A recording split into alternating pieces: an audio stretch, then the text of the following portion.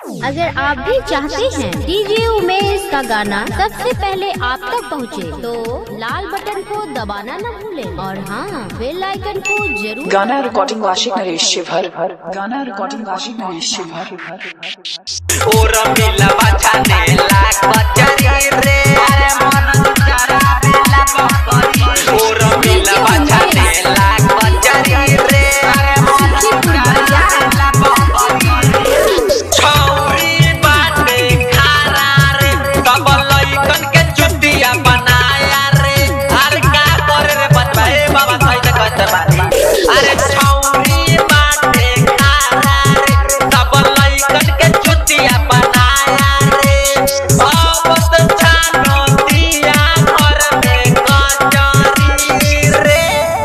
अरे का करे रे बच्चवा, ई तो छौड़ी से सब बेहाल है।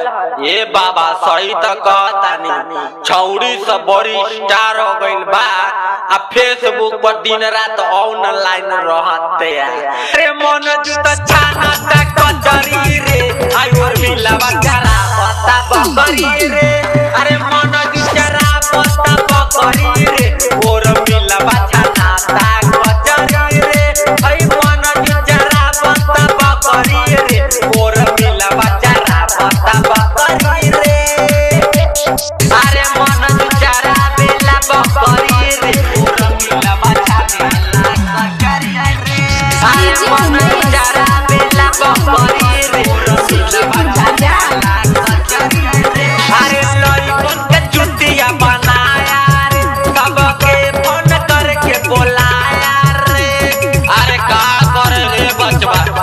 बाबा सही तो कहतानी, लड़की तो सब से अपनी बाटे। अरे फोन करके बुलाया रे, सब लइकन के चुतिया बनाया रे। सोचे कहतानी बात बाबा, हम सोचे कहतानी बात बाबा। ई तो बने लिया अपने पवित्री। ए बच्चा सही में कहत कर, ए बाबा सही में कर सबके प्यार के धोखा बा।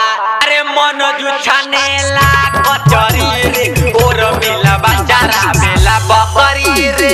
अरे मन जुचारा बेला बकरी रे, और मिला बचाने ला कचरी रे। अरे मन जुचारा बेला बकरी रे, और मिला बचाने ला कचरी रे।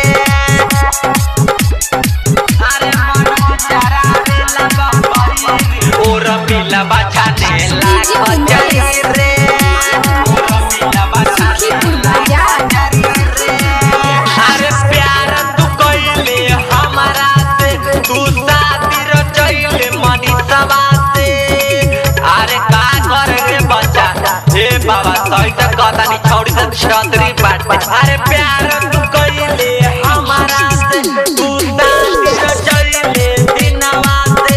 अरे प्यार तू कइले हमरा से, तू शादी रचइले दिनवा से। आशिक नरेश के भूल गइले छे हतरी के, आशिक नरेश के भूल गइले छे हतरी के। ए बच्चा ई तू का कहतर, ए बाबा सही तो कहतानी, सात छौड़ी से 76 बाटे। अरे मन जुछाने ला कचरी रे, और मिला बचारा बेला बकरी रे। अरे मन जुचारा बेला बकरी रे, और मिला बचाने ला कचरी रे। अरे मन जुचारा बेला बकरी रे, और मिला बचाने ला कचरी रे। सब छौड़ी से 76 बाका कही, ये जमाना में जिए लायक नहीं खेबा। आप सुने थे आशिक नरेश का मधुर आवाज को। गाना अच्छा लगेगा तो दोस्तों एक लाइक और शेयर जरूर कीजिएगा। मेरा चैनल का नाम है आशिक नरेश भोजपुरिया चैनल। जाके मेरा यूट्यूब पर जाके मेरा चैनल को सब्सक्राइब कीजिए और लाइक कीजिए, और मेरा चैनल से जुड़े रहिए। स्टूडियो का नाम है मां सरस्वती रिकॉर्डिंग, आशिक नरेश नई दिल्ली। धन्यवाद दोस्तों। गाना रिकॉर्डिंग वार्षिक नरेश शिवहर। गाना रिकॉर्डिंग वार्षिक नरेश शिवहर।